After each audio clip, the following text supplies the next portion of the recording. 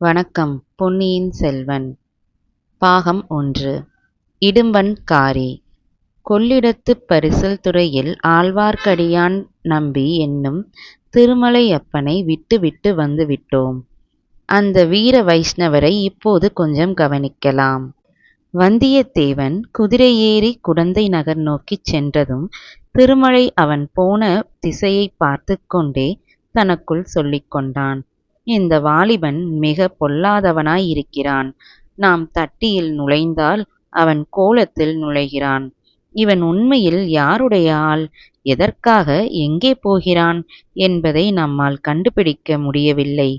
கடம்பூர் மாளிகையில் நடந்த சதிக்கூட்டத்தில் இவன் கலந்து கொண்டானா என்று தெரியவில்லை. நல்ல வேளையாக குடந்தை சோதிடரைப் பற்றி இவனிடம் சொல்லி வைத்தோம். நம்மால் அறிய முடியாததை குடந்தை சோதிடராவது தெரிந்து கொள்கிறாரா பார்க்கலாம். என்ன சுவாமி, அரச மரத்தோடு பேசுறீங்களா, உங்களுக்கு நீங்களே பேசுகிறீங்களா என்று குரலை கேட்டு ஆழ்வார்க்கடியான் திரும்பி பார்த்தான். கடம்பூரிலிருந்து வந்த வந்தியத்தேவனுக்கு குதிரை பிடித்து கொண்டு வந்த பணியாள் பக்கத்தில் நின்றான். அப்பனே, நீ கேட்டாய். நான் எனக்கு நானே பேசிக்கொள்ளவும் இல்லை, அரச மரத்தோடு பேசவும் இல்லை. இந்த மரத்தின் மேலே ஒரு வேதாளம் இருக்கிறது. அதனோடு சிறிது சல்லாபம் செய்தேன் என்றான் திருமலையப்பர். ஓஹோ, அப்படிங்களா?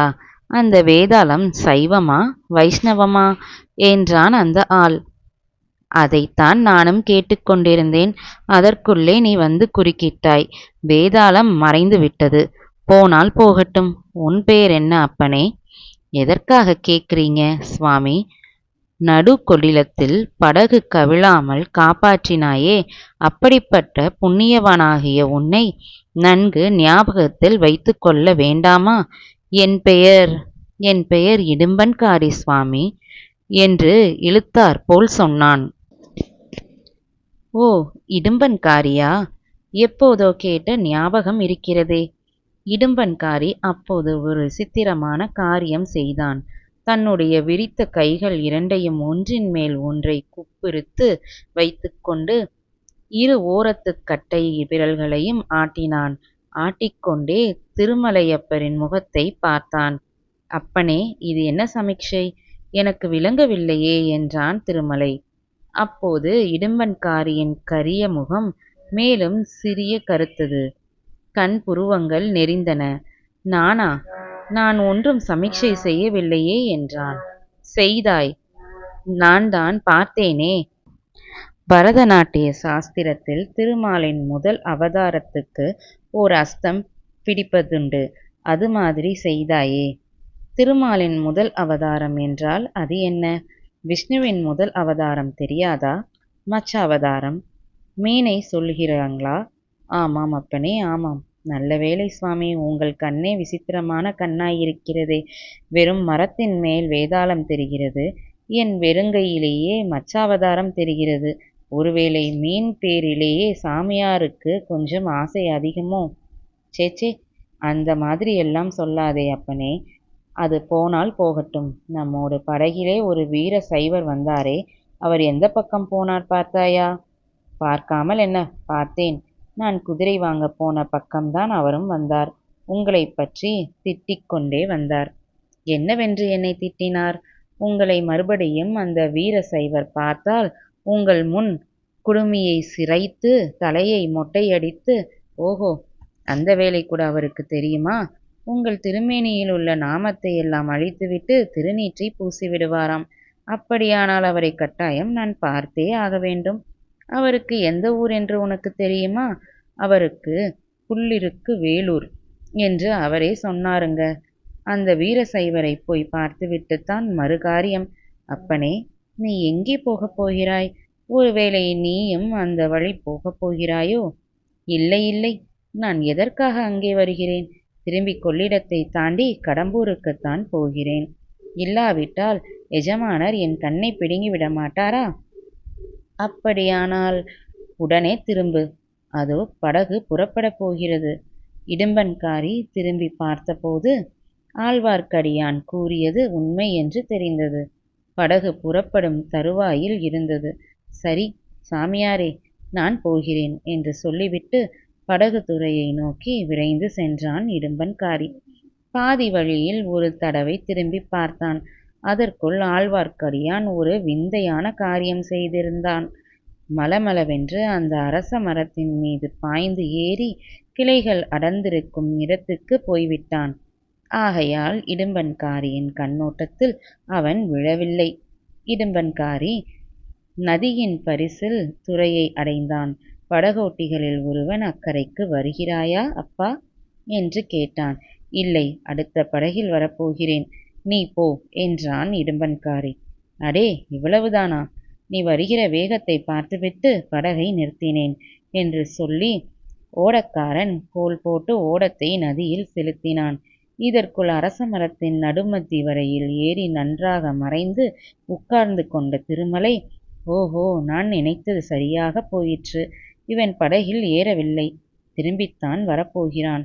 வந்த பிறகு எந்த பக்கம் போகிறான் என்று பார்க்க வேண்டும். இவனுடைய கைகள் மச்சகத்த முத்திரை காட்டியதை நான் நன்றாக பார்த்தேன். அதன் பொருள் என்ன? மீன். மீன் சின்னம் எதை குறிக்கிறது? மீன் பாண்டியனுடைய கொடியில் பொறித்ததல்லவா? ஒருவேளை, ஆஹா, அப்படி இருக்குமோ? பார்க்கலாம், சிறிது பொறுமையுடனே இருந்து பார்க்கலாம். பொறுத்தவர் பூமி ஆழ்வார், பொங்கியவர் காடாழ்வார். ஆனால் இந்த காலத்தில் பூமி ஆள்வதை காட்டிலும் காடு ஆள்வதே மேலானது என்று தோன்றுகிறது. ஆனாலும் பொறுத்து பார்க்கலாம். இவ்விதம் அரச மரத்தில் இருந்த அருவமான வேதாளத்தினிடம் திருமலை சொல்லிக் கொண்டிருந்தான். விரைவில் அவன் ஏறி பார்த்தபடியே நடந்தது. படகு இடும்பன்காரியை ஏற்றி கொள்ளாமலே சென்றது. இடும்பன்காரி நதிக்கரையில் இருந்தபடி அரச மரத்தடியை உற்று உற்று பார்த்தான். பிறகு நாலா திசைகளிலும் துளாவிப் பார்த்தான். ஆழ்வார்க்கடியான் எங்கும் இல்லை என்பதை நன்கு தெரிந்து கொண்டு திரும்பி அதே அரச மரத்தடிக்கு வந்து சேர்ந்தான். இன்னும் ஒரு தடவை சுற்றுமுற்றும் நன்றாய் பார்த்துவிட்டு அந்த மரத்தடியிலேயே உட்கார்ந்து கொண்டான். எதையோ அல்லது யாரையோ எதிர்பார்ப்பவன் போல் அவனுடைய கண்கள் நாலாபுறமும் சுழன்று நோக்கிக் கொண்டிருந்தன. மேலே மட்டும் அவன் அண்ணாந்து பார்க்கவில்லை. பார்த்திருந்தாலும் திருமலை நன்றாக தம் திருமேனியை மறைத்து கொண்டிருந்தபடியால் மரத்தின் மேல் அவர் உட்கார்ந்திருப்பது இடும்பன்காரிக்கு தெரிந்திராது. சுமார் ஒரு நாழிகை நேரம் இவ்விதம் சென்றது. திருமலைக்கு கால்கள் மரத்துப் போகத் தொடங்கின. இனி வெகு நேரம் மரத்தின் மேல் இருக்க முடியாதென்று தோன்றியது. இடும்பனோ மரத்தடியிலிருந்து எழுந்திருக்கும் வழியாக தோன்றவில்லை. தப்பித்து போவது எப்படி? எவ்வளவு ஜாக்கிரதையாக மரத்தின் மறுபக்கத்தில் இறங்கினாலும் ஏதாவது சத்தம் கேளாமல் இராது. கேட்டால் இடும்பன்காரி உடனே பார்த்து விடுவான். அவனோ இடுப்பில் ஒரு கூரிய கொடுவாளை செருகிக் கொண்டிருந்தான். அதை தன் பேரில் அவன் பிரயோகிக்க மாட்டான் என்பது என்ன நிச்சயம்? வேறு என்னதான் செய்வது? பேய் பிசாசை போல் பயங்கரமாக சத்தமிட்டு கொண்டு இடும்பனின் மேலேயே குதிக்கலாமா? குதித்தால் வேதாளம் என்று நினைத்து கொண்டு அவன் பயத்தினால் மூர்ச்சையடைந்து விழலாம் அல்லவா? அல்லது தப்பித்து ஓட பார்க்கலாம் அல்லவா? அச்சமயம் தானும் தப்பி ஓடிவிடலாம். இவ்விதம் திருமலை எண்ணிய சமயத்தில் அவனுடைய சோதனை முடிவடையும் என தோன்றியது. ஓர் ஆள் தென்மேற்கிலிருந்து, அதாவது குடந்தை சாலை வழியாக வந்து கொண்டிருந்தான். அவனுக்காகத்தான் இடும்பன்காரி இத்தனை நேரமாய் காத்திருந்தான் என்று திருமலையின் உள்ளுணர்ச்சி கூறியது. புது ஆள் வந்ததை பார்த்ததும் அரச மரத்தடியில் உட்கார்ந்திருந்த இடும்பன் எழுந்து நின்றான்.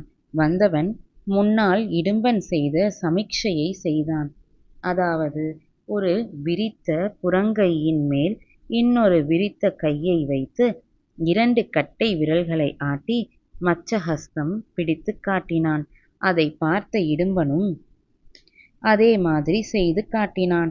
உன் பெயர் என்ன என்று வந்தவன் கேட்டான். என் பெயர் இடும்பன்காரி. உன் பெயர்? சோமன் சாம்பவன். உண்மைதான், எதிர்பார்த்து கொண்டிருந்தேன். நானும் உன்னை தேடிக்கொண்டுதான் வந்தேன். நாம் எந்த திசையில் போக வேண்டும்? மேற்கு திசையில்தான். எவ்விடத்துக்கு? பகைவனின் பள்ளிப்படைக்கு. திருப்புரம்பியம் அருகில் இரைந்து பேசாதே, யார் காதிலாவது விழப்போகிறது என்று சொல்லி சோமன் சாம்பவன் நாலா பக்கமும் பார்த்தான். இங்கே ஒருவரும் இல்லை. முன்னாலேயே நான் பார்த்து விட்டேன். பக்கத்தில் எங்கும் ஒளிந்திருக்கவும் இடமில்லையே. கிடையவே கிடையாது. அப்படியானால் புறப்படு. எனக்கு அவ்வளவு நன்றாக வழி தெரியாது. நீ முன்னால் போ, நான் சற்று பின்னால் வருகிறேன். வழி நல்ல வழியல்ல. காடும் மேடும் முள்ளும் கல்லுமாய் இருக்கும். ஜாக்கிரதையாக பார்த்து நடந்து வர வேண்டும். சரி சரி, நீ புறப்பட்டு போ. காட்டு வழியாயிருந்தாலும் யாராவது எதிர்பட்டால் மறைந்து கொள்ள வேண்டும். தெரிந்ததா? தெரிந்தது. இடும்பன்காரி கொள்ளிடக்கரையோடு மேற்கு திசையை நோக்கி போனான். அவனுக்கு சற்று பின்னால் சோமன் சாம்பவனும் தொடர்ந்து சென்றான். இருவரும் கண்ணுக்கு மறையும் வரையில் ஆழ்வார்க்கடியான் மரத்தின் மேலேயே இருந்தான். எல்லாவற்றையும் பார்த்து கொண்டு கேட்டுக்கொண்டும் இருந்தான். ஆஹா, காலம் பொல்லாத காலம். எதிர்பாராத காரியங்கள் எல்லாம் நடைபெறுகின்றன. ஏதோ ஒரு பெரிய மர்மமான காரியத்தை தெரிந்து கொள்ள கடவுள் அருளால் சந்தர்ப்பம் கிடைத்திருக்கிறது. இனி நம்முடைய சாமர்த்தியத்தை பொறுத்தது விஷயத்தை அறிவது. கடம்பூர் மாளிகையில் அரைகுறையாகத்தான் தெரிந்து கொள்ள முடிந்தது. இங்கே அப்படி ஏமாந்து போகக்கூடாது. திருப்புரம்பியம் பள்ளிப்படை என்றால் கங்க மன்னன் பிருத்விபதியின் பள்ளிப்படையைத்தான் சொல்லியிருக்க வேண்டும். அந்த பள்ளிப்படையை கட்டி 100 வருஷம் ஆகிறது. ஆகையால் பாழடைந்து கிடக்கிறது. சுற்றிலும் காடு மண்டி கிடக்கிறது. கிராமமோ சற்று தூரத்தில் இருக்கிறது. அங்கே எதற்காக இவர்கள் போகிறார்கள்? இந்த 2 பேரும் மட்டும் போக வேண்டிய விஷயமாயிருந்தால் இங்கேயே பேசிக்கொள்வார்கள். காட்டு வழியில் ஒரு காத தூரம் போக வேண்டியதில்லையே. ஆகையால் அங்கே இன்னும் சிலர் வரப்போகிறார்கள் என்பது நிச்சயம். எதற்காக? பிருத்விபதியின் பள்ளிப்படையை பகைவனின் பள்ளிப்படை என்று இவர்கள் ஒருவன் சொல்வானேன்? பிருத்விபதியாருக்கு பகைவன்? ஆகா, நாம் நினைத்தது உண்மையாகும். இவர்கள் கொள்ளிடக்கரையோடு போகிறார்கள். நாம் மண்ணிக்கரையோடு போகலாம். மண்ணிக்கரையில் காடு அதிக அடர்த்தியாயிருந்தாலும் பாதகமில்லை. காடும் மேடும் முள்ளும் கல்லும் நமக்கு என்ன லட்சியம்? அவைதான் நம்மை கண்டு பயப்பட வேண்டும். இவ்வாறு எண்ணிக்கொண்டும் வாயோடு முணுமுணுத்து கொண்டும் திருமலை அரச மரத்தில் இருந்து இறங்கி சற்று தெற்கு நோக்கி போனான். மண்ணி ஆறு வந்தது. அதன் கரையோடு மேற்கு நோக்கி நடையை கட்டினான். ஜன சஞ்சாரமில்லாத அடர்ந்த காடுகளின் வழியாக ஆழ்வார்க்கடியான் புகுந்து சென்று சூரியன் அஸ்தமிக்கும் சமயத்தில் திருப்புரம்பியம் பள்ளிப்படை கோயிலை அடைந்தான். நன்றி.